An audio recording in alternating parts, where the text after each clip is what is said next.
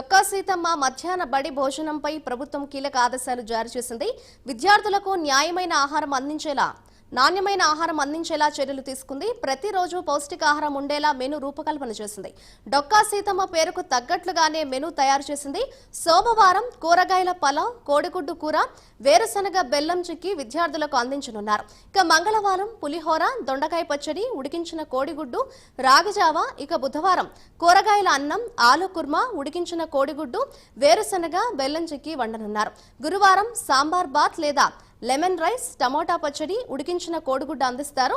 ఇక శుక్రవారం అన్నం, ఆకుకూర పప్పు, ఉడికించిన కోడిగుడ్డు, వేరుశనగ బెల్లం చిక్కి. శనివారం ఆకుకూర అన్నం, పప్పుచారు, రాగిజావ, స్వీట్ పొంగల్ స్టూడెంట్స్ కు అందించనున్నారు.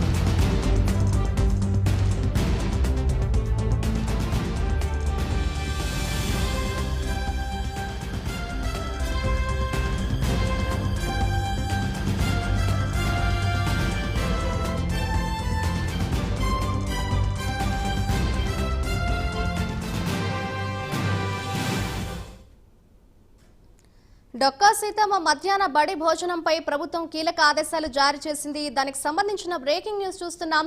విద్యార్థులకు నాణ్యమైన ఆహారం అందించేలా చర్యలు తీసుకుంది. ఇదే అంశంపై మరింత సమాచారాన్ని మా ప్రతినిధి రవికృష్ణ అందిస్తారు. రవికృష్ణ, చెప్పండి, డొక్కా సీతమ్మ మధ్యాహ్న భోజనం పథకానికి సంబంధించి ఏపీ ప్రభుత్వం కీలక ఆదేశాలు జారీ చేసింది. దీనికి సంబంధించిన డీటెయిల్స్ ఏ విధంగా ఉన్నాయి?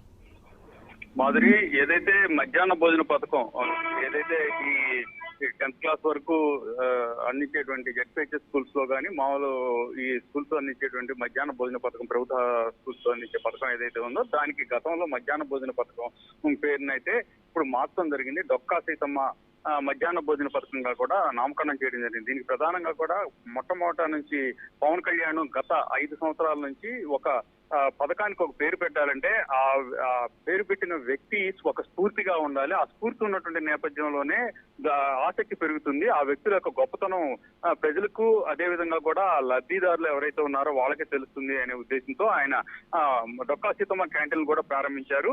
అలానే ఇప్పుడు అధికారంలోకి వచ్చిన తర్వాత చంద్రబాబు మాత్రం సీఎం కీలక ఆదేశాలు జారీ చేశారు. మధ్యాహ్న భోజన పథకానికి మాత్రం పవన్ కళ్యాణ్ సూచించినటువంటి డొక్కా సీతమ్మ పేరుని పెట్టడం జరిగింది. దీనికి సంబంధించి మధ్యాహ్న భోజన పథకానికి సంబంధించి నాణ్యమైన ఆహారాన్ని అందించాలి, అదే విధంగా కూడా పౌష్టిక ఆహారాన్ని విద్యార్థులకు అందించాలి అనే ఉద్దేశంతో ప్రభుత్వం అయితే మాత్రం కీలక ఆదేశాలు అయితే జారీ చేసింది. ప్రధానంగా కూడా విద్యార్థులు ఎదిగేటువంటి దశలో ఉన్నటువంటి నేపథ్యంలో వాళ్ళకి అవసరమైనటువంటి పౌష్టికాహారంతో పాటుగా కూడా విటమిన్స్, మినరల్స్, అదే విధంగా కూడా ఐరన్, ఈ బాలికలకైతే ఐరన్ అవసరం చాలా ఉంటుంది. కాబట్టి దానికి అనుగుణంగా కూడా ఈ వీళ్ళు మెనూను తయారు చేయడం జరిగింది. ప్రధానంగా ఎగ్ మాత్రం వారంలో 5 రోజులు ఉండేటట్టుగా కూడా మెనూలో ఉంచారు. అదే విధంగా కూడా చిక్కీలు, ఈ అదే విధంగా కూడా శనకాయ పప్పుతో చేసినటువంటి చిక్కీలు కూడా ఇవ్వటం, అదే విధంగా రాగి పిండితో చేసినటువంటి జావా ఇవ్వటం, రాగి సంకటి కూడా ఇవ్వటం అనేది జరిగింది. దీంతో ఏంటంటే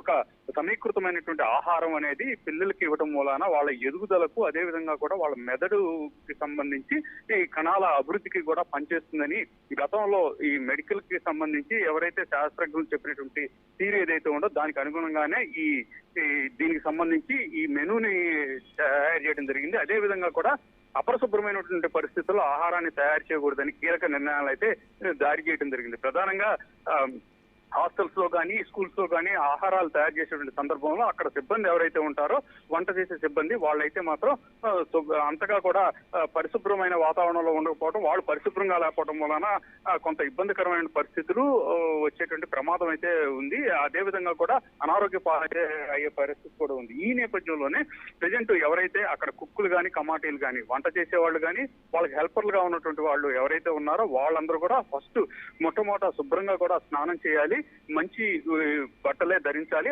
ఆ తర్వాతే వంటకు పూనుకోవాలి అని తెలియజేయడం జరిగింది. అలాగే అక్కడ ఉన్నటువంటి వాతావరణం ఏదైతే ఉంటుందో ఆ వాతావరణం కూడా పరిశుభ్రంగా ఉండాలి అనే ఆదేశాలు కూడా జారీ చేశారు. ఈ నేపథ్యంలోనే ప్రజెంట్ కనుక మనం అబ్జర్వ్ చేసినట్టయితే ఏదైతే డొక్కా సీతమ్మ మధ్యాహ్న భోజన పథకం మాత్రం చాలా కూడా ఈ విద్యార్థులు ఎవరైతే ఉన్నారో వాళ్ళందరికీ కూడా ఒక మంచి ఫుడ్ ని అంటే అన్ని రకాల విటమిన్స్, మినరల్స్, అదే విధంగా కూడా ఖనిజాలు, లవణాలు ఉండే విధంగా కూడా ఎటువంటి విటమిన్ డెఫిషియన్సీ రాకుండా కూడా ఉండే విధంగా కూడా ఏర్పాటు చేస్తున్నట్టు కూడా పరిస్థితులు అయితే ఉన్నట్లు కూడా తెలుస్తుంది.